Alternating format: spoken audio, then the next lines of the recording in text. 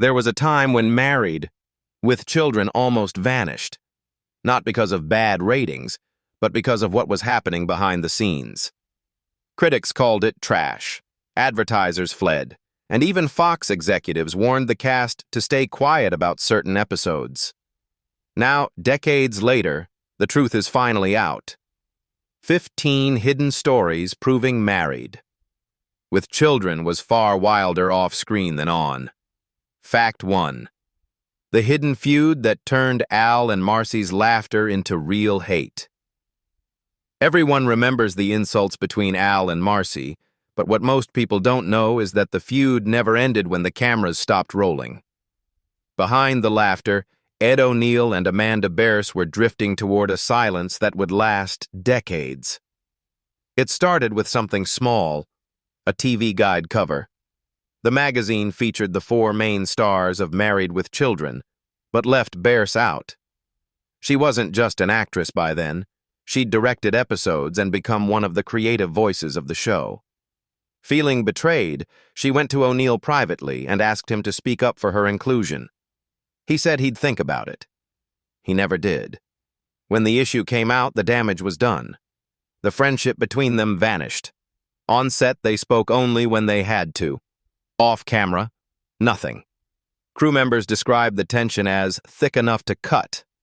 O'Neill later admitted he regretted not standing up for her, saying, "She had every right to be mad. I just didn't realize how much it mattered." Years later, when Amanda got married, O'Neill never received an invitation. Asked about him during a fan event, she just smiled and said, "If you don't have something nice to say, don't say anything at all." That was her final word. The irony is cruel but perfect. The sharp, comedic tension that made Al and Marcy iconic came from a real wound that never healed. Fact 2. The woman who tried to kill the Bundys.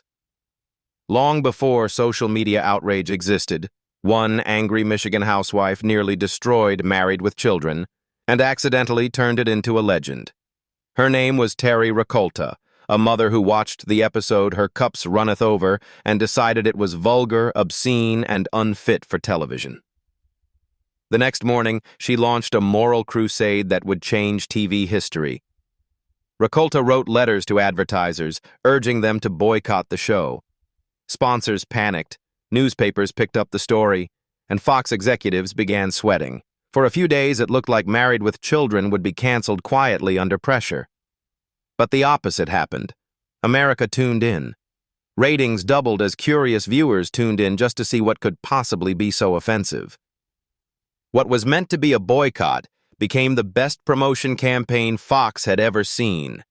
Inside the studio, everyone knew exactly what had happened. Katie Sagal later joked, "She made us famous. We should have sent her flowers." And they did, every year. Whenever the show got renewed, the cast mailed Terry Rakolta a bouquet with a note that read, "Thanks for the fame." What began as a moral crusade to shut them down ended up cementing their place in television history.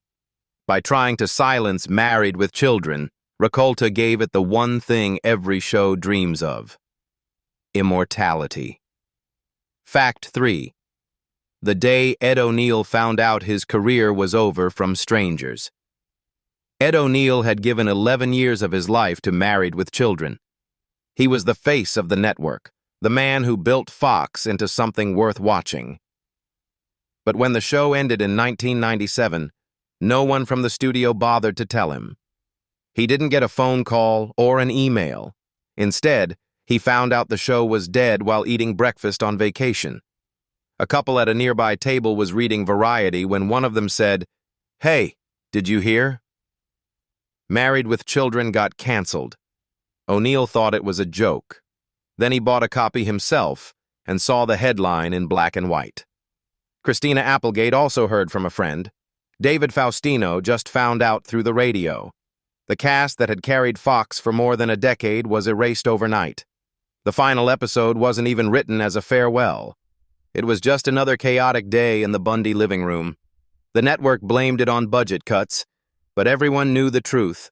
Fox wanted to move past the rough edges that had once made them famous. They'd grown too polished for the family that gave them their identity. O'Neill later admitted the silence hurt more than the cancellation itself. "You just want someone to say it mattered," he said.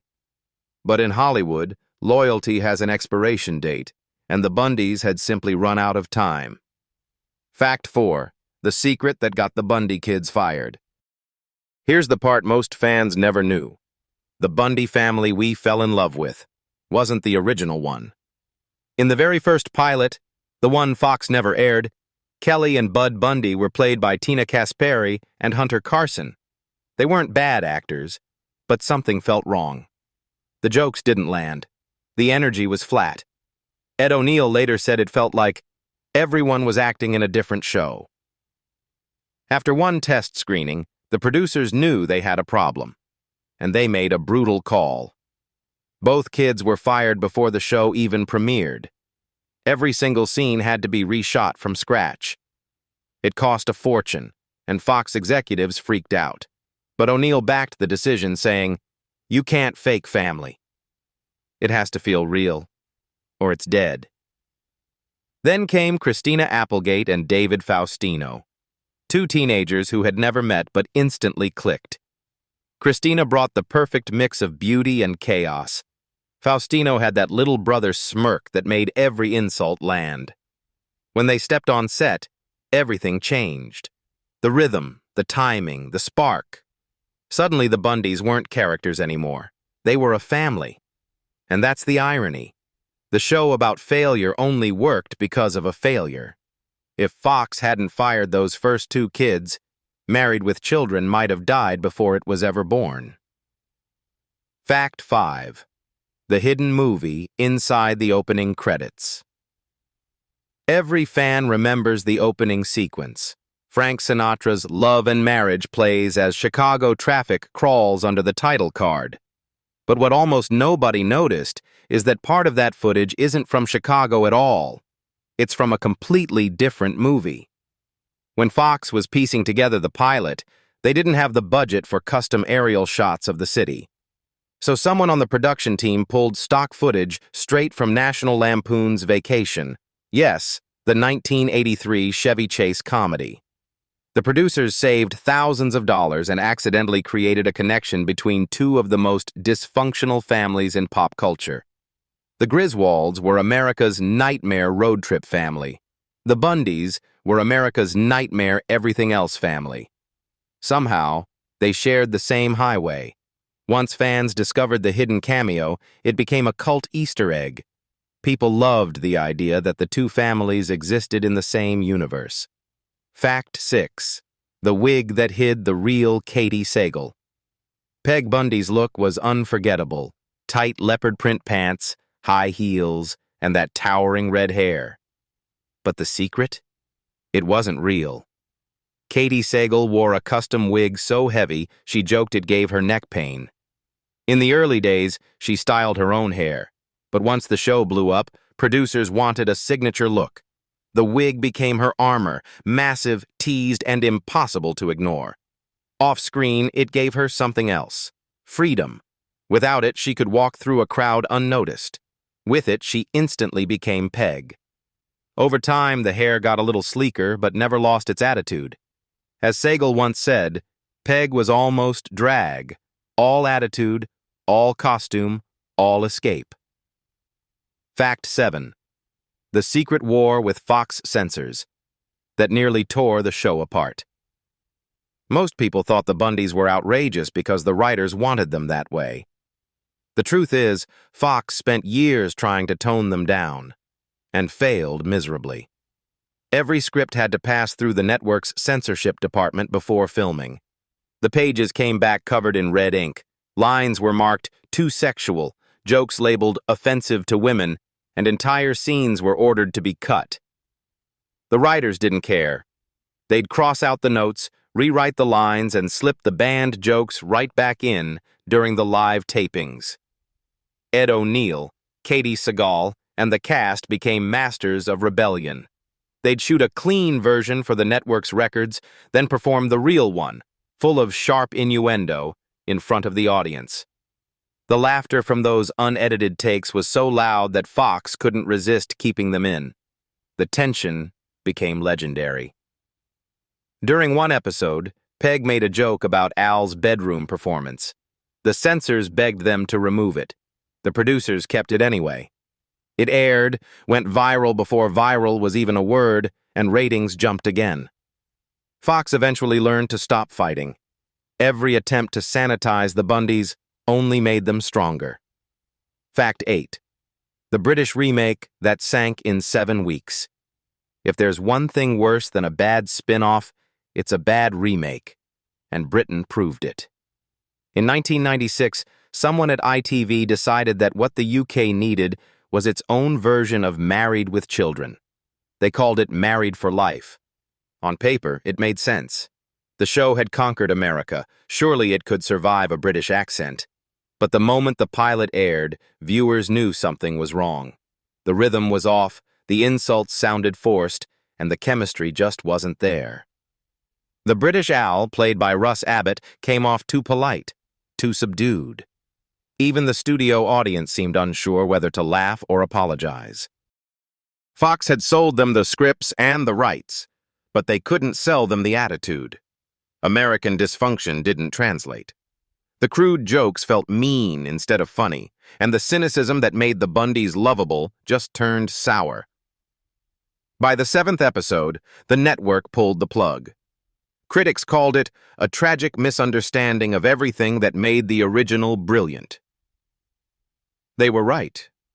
Married for Life was proof that Married with Children wasn't just a sitcom, it was a cultural accident. One that could only have happened in Reagan-era America. Fact 9. The spin-offs that almost crashed the Bundy legacy. When a show becomes a hit, the studio always wants more. But trying to clone Married with Children was like bottling lightning. Every attempt blew up in their hands. Producers thought they could turn the Bundy universe into an empire. The first spin-off came in 1991 with Top of the Heap, starring a young Matt LeBlanc as Vinnie Verducci, Kelly Bundy's dim-witted boyfriend. It was supposed to be Fox's next big thing. Same sarcasm, same sleaze, just younger and cooler. It lasted 6 episodes. LeBlanc gave it everything. He even tried again in Vinnie and Bobby, but that one barely crawled through its first season. The problem was simple. You can't fake dysfunction. The Bundys were chaos made human, a chemistry that couldn't be copied. Even Bud Bundy got a shot with Radio Free Tremaine, a college-based pilot that never made it past testing. Audiences didn't laugh. They just waited for Al to walk in and save it. Fact 10. The casting chaos that almost ruined it would have been chaos. Both stars turned the roles down. Kinison didn't want to be trapped in a marriage joke, and Roseanne was too busy building her own empire. Then Ed O'Neill walked into the audition. Instead of performing, he simply sighed, dropped his shoulders, and shuffled through the fake front door like a man whose spirit had already been crushed by life. The room fell silent. One of the producers whispered, "That's Al Bundy." Katie Seagal sealed the deal. She arrived in a tight outfit, red hair piled high, looking exactly like Peg before Peg even existed. The moment they stood together, the chemistry was instant, sharp, weary, and weirdly intimate. The Bundys were born right there in that room. Fact 11. When comedy destroyed Ed O'Neill's career.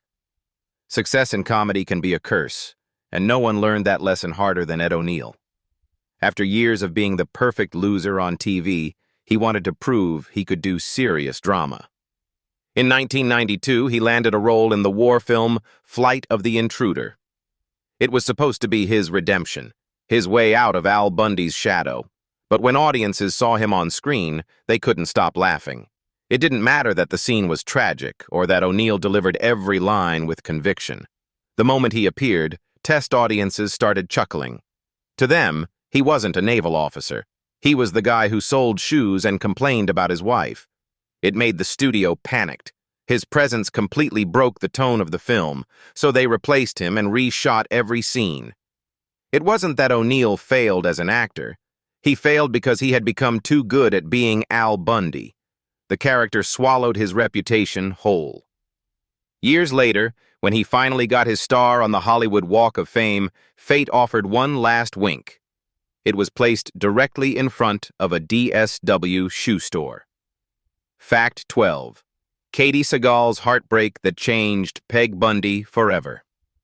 Behind the laughter and leopard print, Katie Sagal was living through a tragedy that no one in the audience knew about. During the early years of Married with Children, Sagal was pregnant and thrilled to finally start a family. But in 1991, while filming season 6, she suffered a devastating stillbirth. Production stopped immediately. The writers rewrote entire episodes to remove her pregnancy storyline, replacing it with wild dream sequences and absurd comedy plots. She later admitted that going back to work felt impossible. The laughter from the studio audience cut like a knife. "I'd walk on set and just disappear inside Peg," she said years later. "It was easier to be her than to be me." Her pain changed the tone of the show. Peg became sharper, more cynical, more biting, because Katie poured her grief into the performance. It gave Peg a strange, haunting power. You could feel it in her eyes, that mix of humor and heartbreak. Fact 13. Bud Bundy's embarrassing rap career. David Faustino, who played Bud Bundy, didn't just act like a wannabe rapper, he actually became one. In the early 90s, at the height of the show's fame, he released a hip-hop album under the name DeLil, titled Ballistics, the same name as the nightclub he later co-owned on the Sunset Strip. It was his way of proving he was more than the awkward kid who couldn't get a date. The album flopped hard, but Faustino didn't quit. His club became a real hotspot for the underground rap scene, hosting freestyle nights that drew future big names. Ironically, the show later turned his rap dreams into comedy gold. Writers created Bud's alter ego, Grandmaster B, inspired by Faustino's real-life experiment. Years later, he laughed about it, saying, "At least my flop got me more episodes." Fact 14. The title Fox was too scared as a person, and Love was more like a war fought in a living room. The network loved the script, but panicked at the title. Calling it Not the Cosbys was too direct, too dangerous. Advertisers were nervous. Executives were cautious. So they changed it. But the attitude stayed. Every joke, every insult, every uncomfortable truth that came out of Al Bundy's mouth was a punch thrown at the fake smiles of 80s TV. It worked. The Bundys became the antidote to perfection, proof that audiences were tired of pretending their lives looked like sitcoms. Fact 15. The night Ed O'Neill snapped on set. By season 6, Ed O'Neill was a legend. But even legends break. The schedule was brutal, the rewrites constant, and after years of living as Al Bundy, he was burned out. One night, during a simple living room scene, a stage light blew out mid-take. Everyone groaned.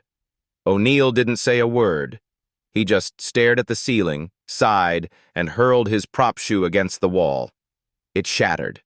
The audience laughed, thinking it was part of the act. It wasn't. The set went silent. O'Neill walked off and refused to return until the producers agreed to shorter hours. They gave in within hours. They knew if he quit, the show was over. Later, he joked, Al Bundy was supposed to be miserable. Some days I didn't have to pretend. But those who were there still remember the exhaustion in his eyes. The cast kept quiet for years, but the truth can't stay buried forever. Which of these secrets shocked you the most? Tell us in the comments. And don't forget to like, share, and subscribe for more untold Hollywood stories.